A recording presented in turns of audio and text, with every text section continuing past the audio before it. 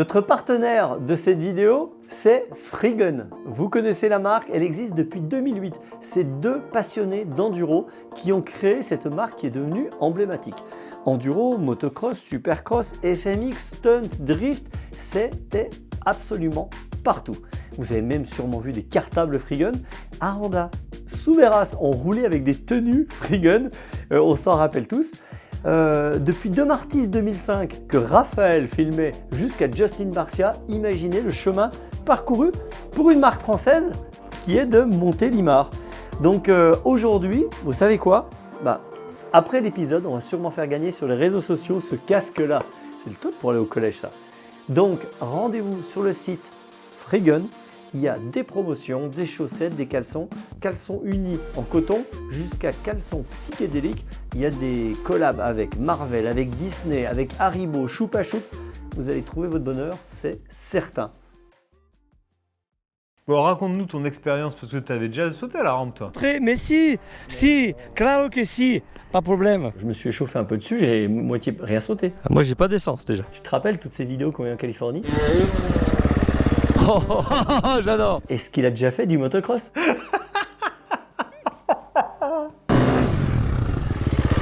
Ah putain, ça race. Ah, il est pas du sud. Il est de Lorraine. Il est pas du sud. Je suis en train de chercher des trucs qui n'existent pas. Et donc c'est assez marrant parce que déjà c'est un peu dangereux. Je te jure que c'est effroyable, Raph. Bon, alors par quoi on commence?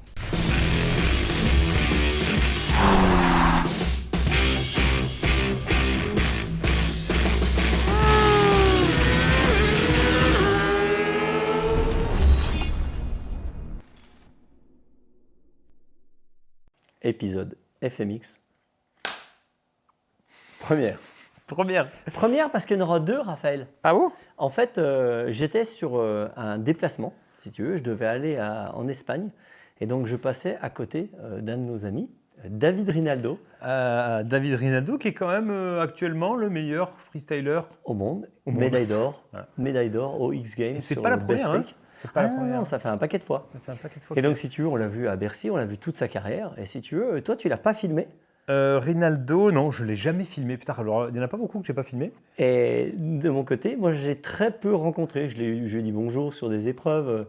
Mais si tu veux, c'est notre Jaja qui le connaît super bien et qui nous a dit faites un épisode avec lui absolument. Avec David. Donc avant de faire un épisode FMX de malade mental, parce que là si vous lâchez dans un parc, Raphaël, un sunset de fou, des appareils photo, une caméra, je me régale. Là ça va être... Donc avant de faire ça, je voulais voir un petit peu à quoi ça ressemblait, je voulais voir un petit peu si on était capable de tourner quelque chose et c'était intéressant. Là, c'est clairement pas quelque chose d'habituel. Qu'est-ce que je viens foutre là? Tu nous fais le tour du propriétaire. Alors déjà, aller dans des endroits inconfortables, c'est déjà une épreuve pour moi. Mais là, avec le numéro 1 mondial, c'est génial. J'ai l'impression, David, d'arriver dans une zone de trial avec Tony Bou. Ah ouais. Tu sais qu'il va me montrer, mais si, claro que si, pas de problème. Ça monte, ça monte. Regardez-moi. Qu'est-ce que c'est que ça? Alors là, moi qui suis habitué à la terre, MX Test c'est la terre, hein, off-road. Il y a de la terre là. Il y a du métal aussi. Il y a de la terre, il y a du métal, mais il y a du métal quand même. J'en connais un, tu vois, qui est en train d'appuyer sur les petits boutons de la table de montage, là, il doit rigoler, il doit se dire mais heureusement que je suis pas là. C'est juste effrayant, regarde-moi ça se plante. Par contre, il y a un esthétisme qui est quand même rare dans votre sport, hein. C'est dur de faire mieux quand même, hein. Suivant les endroits, mais la distance, elle est juste gigantesque. Je suis tombé sur mes fesses. Le truc était génial. J'ai passé une après-midi vraiment hyper cool. Et c'était vraiment important pour moi de voir un petit peu en éclaireur ce qu'on peut faire. Donc c'est un épisode qui est très GoPro, clairement. Mais j'ai pas mal de choses à raconter.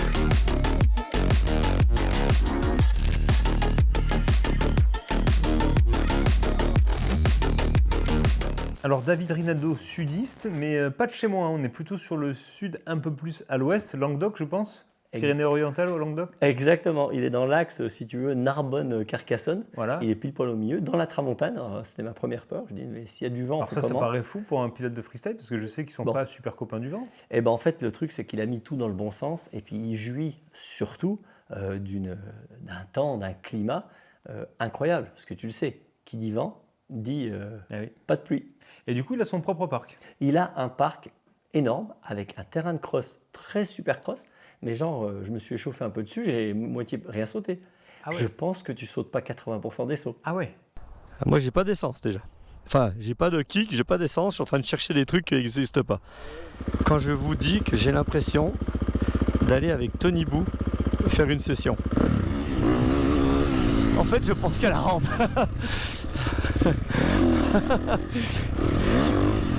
C'est pas la peine de rester là, de toute façon,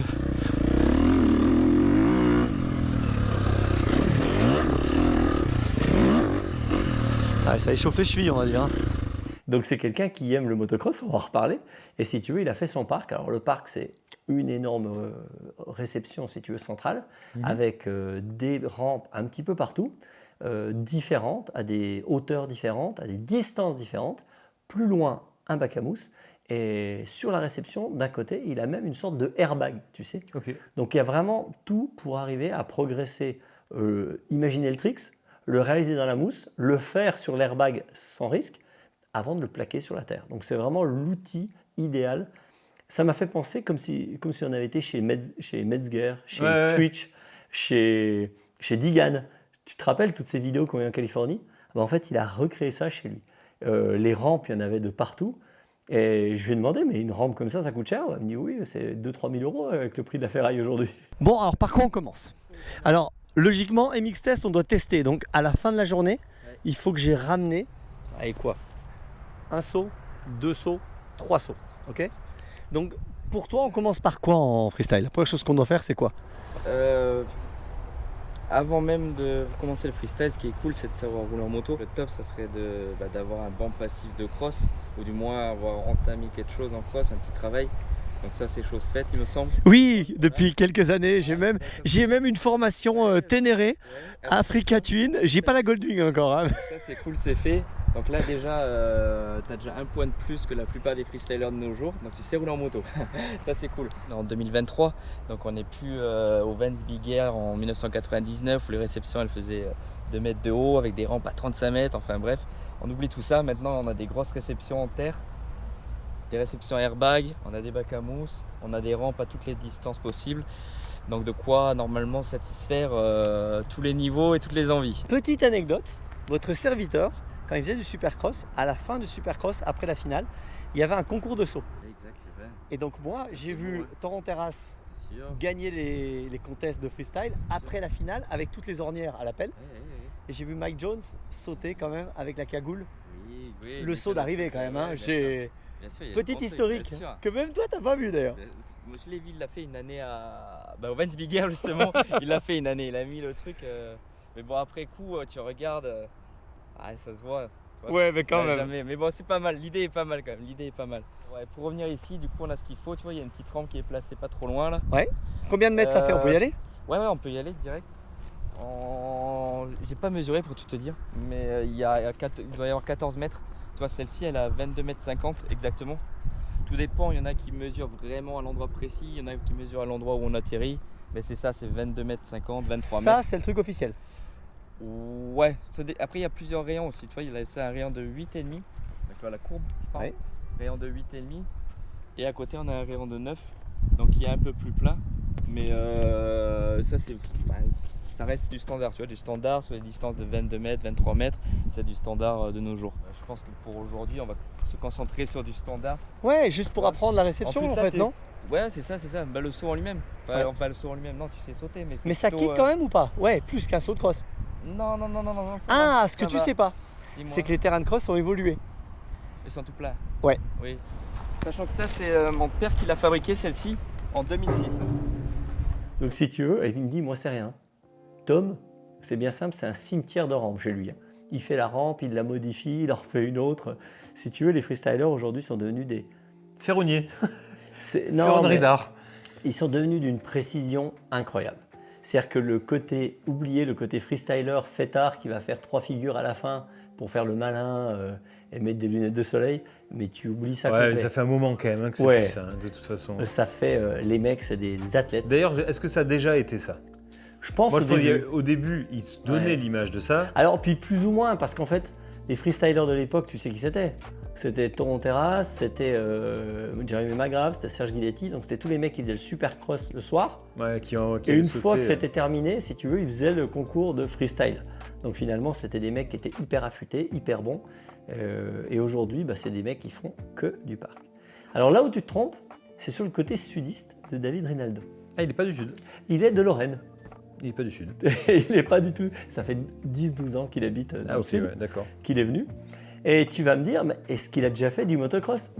C'est tout con, hein. Mais c'est moi qui lui ai posé la question. Je dis, mais au fait, je connais un peu la carrière de Toron Terrace. Ouais. Et en fait, il m'a dit, ouais, j'ai été champion de Lorraine. Ah. Je dis, ah, pas mal. Devant qui? Romain Fèvre. Ah, c'est énorme. Tu t'imagines le mec qui a fait 3e du championnat de Lorraine? Ouais. C'est-à-dire, il a été battu par David Rinaldo et Romain Fèvre, champion du monde MXGP, médaille d'or au X-Games. Le mec, il est trop fier. Ouais, c'est clair. Ça doit être canon, hein. Donc Romain Fèvre, pour ceux qui ne le savent pas, c'est un des tout meilleurs pilotes. Le meilleur pilote français en MXGP. Voilà, il est combien cette année? Vice-champion du monde. Vice-champion du monde, voilà. Donc Romain Fèvre, bonjour, si tu nous regardes. Donc c'est assez fou, hein. Et donc c'est pour ça qu'il n'y a rien qui arrive au hasard. Donc le mec était déjà performant quand il était petit et quand il s'est tourné sur le FMX, il a été performant de la même chose avec une hygiène de vie de dingue. Bon, raconte-nous ton expérience, parce que tu avais déjà sauté à la rampe, toi. J'ai fait sauter une rampe, c'était chez Pastrana. C'était une petite rampe. Oh, Ouais. non, mais alors là. Non mais attends. J'ai sauté une fois chez Pastrana. Oui mais c'était pas le Pastrana d'aujourd'hui. Alors c'était le Pastrana Suzuki 125. Ah, il faisait les courses? Plaque numéro 1, ouais. il se battait contre Stéphane Roncada. Alors c'était quand même une star, hein, parce que si tu veux, à l'époque, il avait déjà peut-être fait une fois ou deux les X-Games, parce qu'il a dû commencer à 15 ans. Ouais. Mais si tu veux, c'était le Pastrana Racer encore, Ouais, qui ouais. faisait un peu de freestyle. Donc si tu veux, j'étais content de le voir.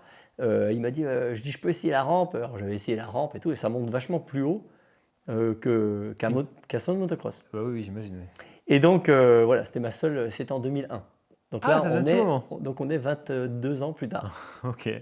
Donc j'arrive et si tu veux, rapidement, je me dis, je ne vais pas prendre de risque. J'ai que la GoPro, il y a un paraphe qui est ici. Donc je me suis contenté, si tu veux, de la rampe à 12 mètres. Ok. Tu sais, il y a une rampe à 12 mètres et une rampe à 22. Ok. 22 mètres, c'est la longueur d'un triple.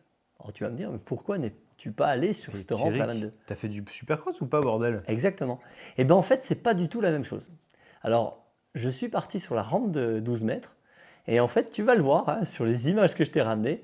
Quand tu arrives devant la rampe, c'est un mur. C'est-à-dire que l'appel de saut du saut d'arrivée du Supercross de Paris, toi, tu as dû le voir. Hein. Oui, je l'ai fait un paquet de fois. Ouais. Un peu raide, non? Ah oui, un petit peu, ouais. Ouais, bah là, tu doubles par deux. Et en plus, elle est longue, raide, elle est étroite. Donc déjà, ça ne te met pas en confiance.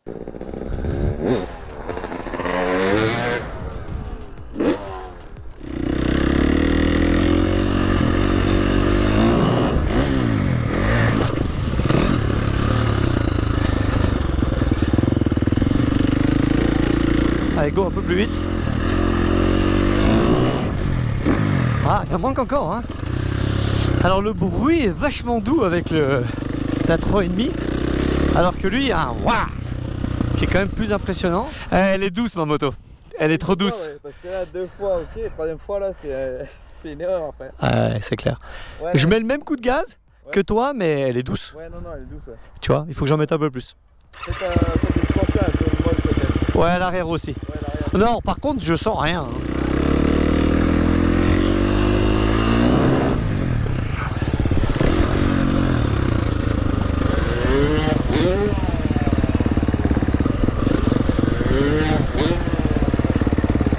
La deuxième chose, c'est que tu es censé arriver un peu doucement et de tout mettre le coup de gaz si tu veux dans l'appel. Ouais. Donc, tu es d'accord avec moi qu'à Châteauneuf Martic, tu fais comment? L'inverse. Mm. Tu arrives vite, Oui, t'arrives vite sur l'élan et tu... tu mets un petit coup de gaz sur la. Donc là, arriver à l'arrêt et brap, mettre un gros coup de gaz, c'est quand même pas du tout, on va dire, j'étais pas serein. Et ensuite, la réception. Alors là, c'est ça qui est rigolo parce que tu vois, tout le monde a vu, moi y compris, les shows de freestyle avec une grande réception bien douce. Mhm. Vrai ou pas? Mhm. La réception, c'est un putain de mur. Ah bon? Non mais le truc, il est comme ça. Alors c'est bien vu, hein, le peu de figures que j'ai fait, quand j'ai fait des whips, je m'embêtais limite pas à ramener la moto quand même. C'est-à-dire que tu peux retomber la moto tout en travers, c'est tellement raide que si tu veux, la moto elle se remet droite toute seule. Ah ouais. Alors c'est super safe hein, pour l'épisode de freestyle. Parce que comme tu montes en cloche et que tu retombes dans une grande descente, même si tu n'es pas droit, si tu veux, ça a le temps de se remettre. Ouais, ok. Alors que tu es d'accord avec moi, quand tu fais un whip sur un terrain moderne, c'est pas ça. Hein. Ah ouais, avec la petite réception courte, à peine pas inclinée. Et pas incliné, avec des Ouais. trous dedans. Donc faire un whip comme Soubera sur un terrain de cross, c'est du génie, hein, autant te le dire. Et là, en l'occurrence, ça fout quand même la trouille. Donc j'ai un mur devant, j'ai un mur derrière, et j'ai qu'une crainte, c'est de me mettre trop court ou trop long. La réception, qui n'a rien à voir avec une réception de supercross ou de motocross, elle est quand même beaucoup plus longue. Elle n'est pas un peu arrosée, David Rinaldo? Si. il faut. Alors, est-ce que je suis dans des versions un peu luxe là? Bah oui, il faut. L'amateur luxe. Non, mais après, je le fais surtout pour moi parce que plus elle est arrosée, plus la terre est mieux et moins en fait ça se défonce et moi je suis obligé d'y passer derrière. Ah ok, je comprends. Mais après, oui, c'est plus agréable de rouler forcément sur de l'arrosé. Donc là, honnêtement, si on regarde bien, il n'y a vraiment rien. Là, tu vois. Et vu la hauteur où ça monte, à mon avis, même si je me mets ici, Même si tu te mets poney, ouais, c'est pas très grave. non. Vaut mieux être court que long, quoi. Alors la bonne nouvelle, c'est que ça ne peut pas arriver. Parce que c'est tellement bien dessiné les rampes que si tu mets trop de gaz, en fait tu vas monter beaucoup plus haut, Ok. mais genre 1 ou 2 mètres plus haut, ça représente que 30 cm de plus. Ah ok. Tu vois ce que je veux dire? Ouais, ok. La cloche fait que, autant sur une table, tu es d'accord avec moi que tu te trompes de rapport, Ah bah ouais, tu te satellises. Ouais. tu te mets au plat ou court, et là non, tu as plutôt tendance à prendre de la hauteur. là en fait si tu mets trop de gaz, tu vas aller plus loin, mais tu vas aller plus loin de 40 cm. D'ailleurs ma difficulté ça a été de me mettre, je ne veux pas te dire long, mais je me suis jamais mis au milieu de la réception.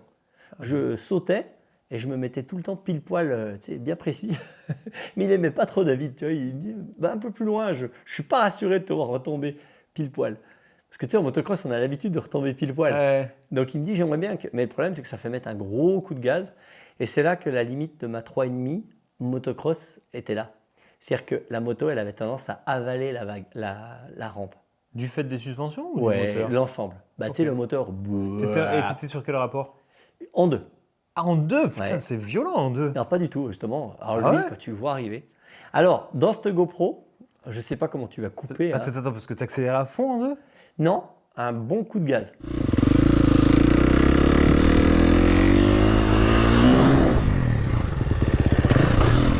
Tu vas l'entendre. Oh là là. Et ben le bon coup de gaz, donc je ne sais pas comment tu vas monter cette GoPro, mais moi, à chaque fois que je faisais un saut, que je revenais, ben, je le regardais passer. Et lui, il mettait des coups de gaz de ouf. Le bruit, Ah ouais, bah oui, le deux temps en plus. avec un deux temps, Ouais. ça ne te donne pas envie d'aller faire la 22. hein.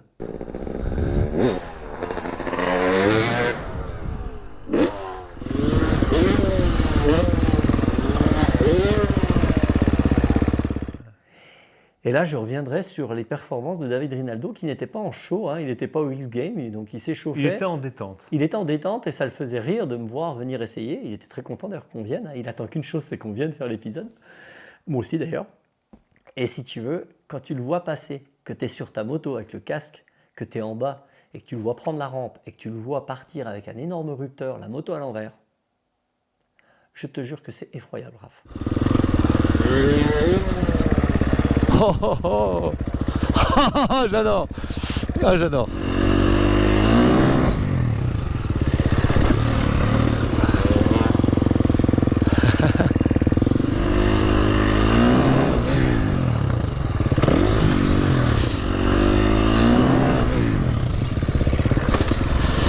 Ah putain.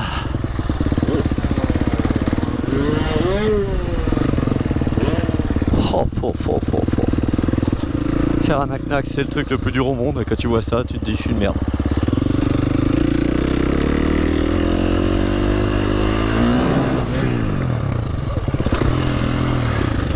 Bah écoute, ça sera le plus gros que j'ai fait. Hein.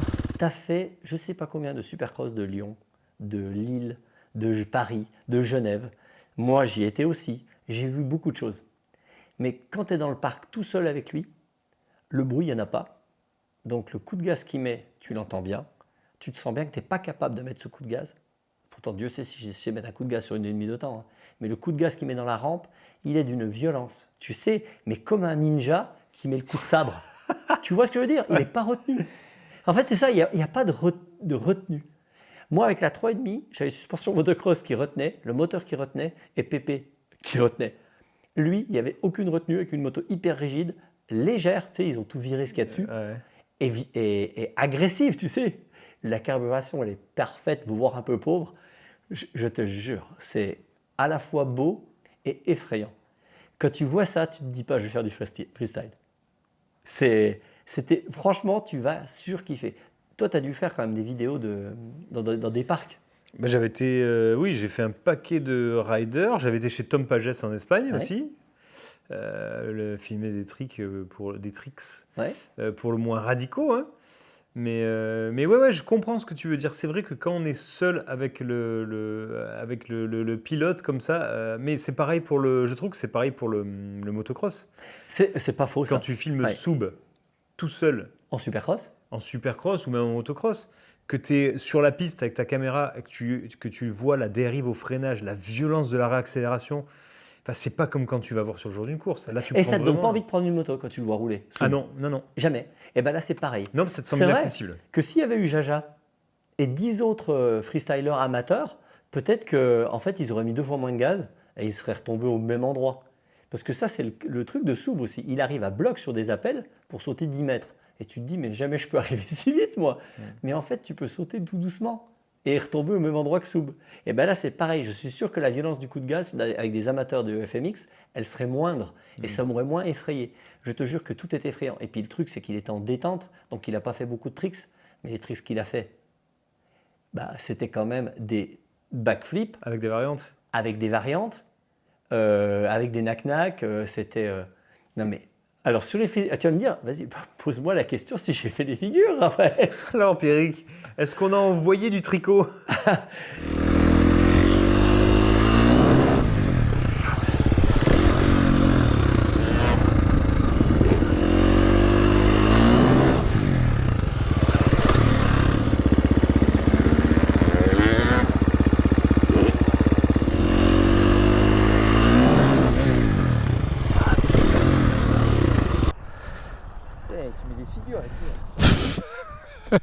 J'adore, tu sais. Je sors le knack-knack, je crois que la moto elle doit être décalée à peine comme ça. Je sors le pied à peine comme ça, tu sais. Et juste après, je vois le truc qui monte, qui sort le pied. La moto qui part, Oh non, mais c'est juste incroyable. Bravo, mec, putain. Tu sais que la manière que tu le fais, c'est le plus dur, ça. Et pourquoi plus personne ne le fait? Parce que c'est dur. Non, votre truc où vous êtes les deux pieds comme ça de chaque côté, c'est bien plus dur. Simple. Tu trouves? C'est plus simple, t'as une vitesse qui te ramène dessus. Mais un knack-knack digne de ce nom. Ah, y a que ça qui m'intéresse, pour tout dire. Je peux te dire que c'est beaucoup plus dur.